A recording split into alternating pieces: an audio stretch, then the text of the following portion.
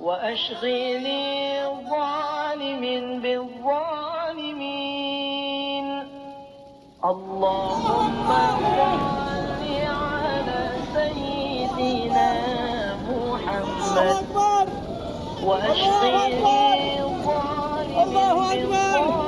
بالظالمين أبيك. وأخرجنا من بينهم سالمين وعلى آله وصحبه أجمعين.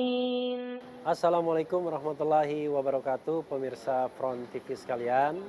Saya Refli Harun. Pertama-tama saya mengucapkan kalau bilang innalillahi wa inna ilaihi rajiun. Karena kalau kita mendapatkan musibah, mendapatkan hal-hal yang tidak mengenakan, kita harus mengucapkan hal seperti itu karena segala sesuatunya kembali kepada Allah Subhanahu wa taala. Tapi soal yang terkait dengan Habib Rizik Syihab, saya punya perspektif sendiri, yaitu perspektif hukum.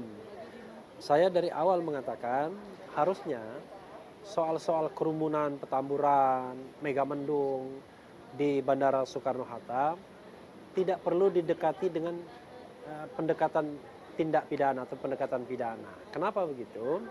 Karena pelanggaran yang dilakukan itu bukan jenis pelanggaran yang berat dari sisi pidana, yang ancaman hukumannya misalnya lebih dari 5 tahun. Kalau digunakan undang-undang tentang kekarantinaan kesehatan, ancaman hukumannya cuma 1 tahun saja. Dan itu pun tidak perlu dikenakan kepada Habib Rizik dan siapapun, termasuk 5 yang lainnya, termasuk juga Ketua Umum FPI Kiai Haji Sobri Lubis. Kenapa begitu? Karena yang paling penting dari kita setelah terjadinya kerumunan adalah bagaimana kita mengatasi dampak atau eksesnya post factum. Kalau memang terjadi klaster baru misalnya, ya itu dulu yang harus kita selesaikan masalahnya. Kalau tidak terjadi ya sudah. Tapi kan ini sepertinya dipaksakan untuk terus didekati melalui tindak pidana. Bahkan Habib Rizik disangka ya dengan pasal lain, yaitu pasal KUHP Kitab Undang-Undang Hukum Pidana pasal 160 dan 216 yang menurut saya tidak pada tempatnya, tidak tepat. Kenapa tidak tepat?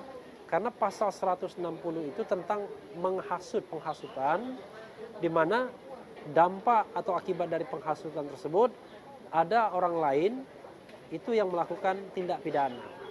Jadi ada kausalitas sebab akibatnya. Nah, dalam konteks ini orang kan akan bertanya, apa hasutannya? Apa yang dihasut oleh Habib Rizik? Lalu siapa yang terhasut? Lalu orang yang terhasut itu melakukan tindak pidana apa? Nah, ini saja sukar untuk melihat hubungan kausalitasnya. Jadi sangat dipaksakan. Karena itu menurut saya memang penggunaan pasal 160 KUHP itu adalah upaya untuk menahan Habib Rizik.